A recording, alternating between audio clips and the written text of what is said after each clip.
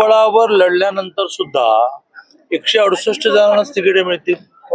2,500 लोक इच्छुक असले तर त्यातल्या 168 वजानंतर बाकीच्या सगळ्यांना खट्टू व्हावंच लागेल. शेवटी जर लोकसभा विधानसभा आम्ही एकत्र लढलो आहोत त्यामुळे महायुती म्हणूनच निवडणूक लढली पाहिजे. नगरपालिकांमध्ये सुद्धा 70% ठिकाणी महायुती म्हणून आम्ही एकत्र निवडणुका लढलो. नगरपालिकांचं युनिट छोटं असतं त्यामुळे त्या छोट्या युनिटमध्ये तिथल्या कार्यकर्त्यांना थोडं स्वातंत्र्य द्यायला लागतं. म्हणून 30% ठिकाणी असं झालं की त्या ठिकाणच्या कार्यकर्त्यांना जे योग्य वाटलं त्या युत्या झाल्या. आता मात्र महानगरपालिका 2 महानगरपालिकांची निवडणूक होणार नाही असं दिसतंय, कारण त्यांनी रिझर्वेशन अबोव 50 केलं. ते करेक्ट करायला लागेल त्यांना. 28 महानगरपालिका हा आमच्या दृष्टीने तसा कोऑर्डिनेशनला सोपा विषय आहे. त्यामुळे आम्ही महायुती म्हणून लढू. जिथे आमची ताकद आहे तिथे आम्ही जास्त लढू, पण काही प्रमाणामध्ये त्यांच्या क्षमतेप्रमाणे सहयोगी पक्षांना तिकीट द्यायला लागल्यानंतर नाराजी होईल.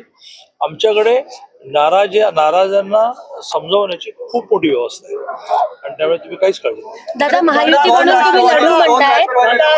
आंबेडकर असं म्हटले की एकनाथ शिंदे यांनी अमित शहा यांना खिशात टाकलेले 1-2 महिन्यात ते मुख्यमंत्री देखील होऊ शकतात. काय वाटतं? लोकशाहीची ब्युटी म्हणजे सुंदरता इतकी आहे, कोणी काही म्हणू शकतो.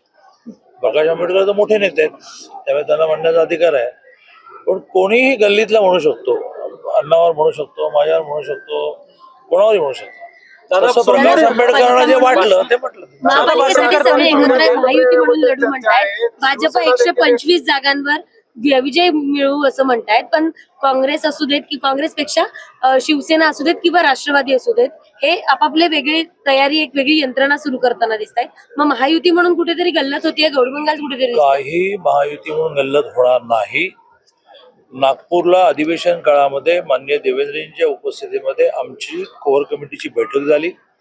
नगरपालिकेमध्ये झालेल्या घटनांचा आढावा घेतला गेला, विश्लेषण केलं गेलं, काळजी काय घ्यायची ठरली. त्यानंतर राज्याचे उपमुख्यमंत्री माननीय एकनाथजींच्या बरोबर आमच्या दोघांची बैठक झाली आणि ज्या गोष्टी झाल्या त्या होणार नाहीची सगळे काळजी घेऊ असं झालं.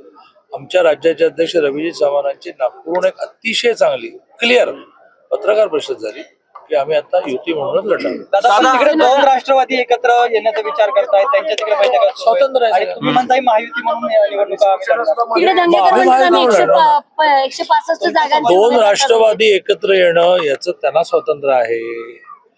राष्ट्रवादी पवारसाहेब आणि उद्धव ठाकरेजी, काँग्रेस यांनी एकत्र येऊन यांनी वेगवेगळे लोकशाही आहे, ज्याला जे वाटेल ते करेल. आमचा पूर्णपणे दावा आणि प्रयत्न असा आहे की आम्ही महायुती म्हणजे 3 पक्षच नाही, RPI सहित त्या ठिकाणी आणखी आहे ना, जनसुराज्य तिकडे आहे, मरायत आहे, सगळे एकत्र निवडणूक लढवणार.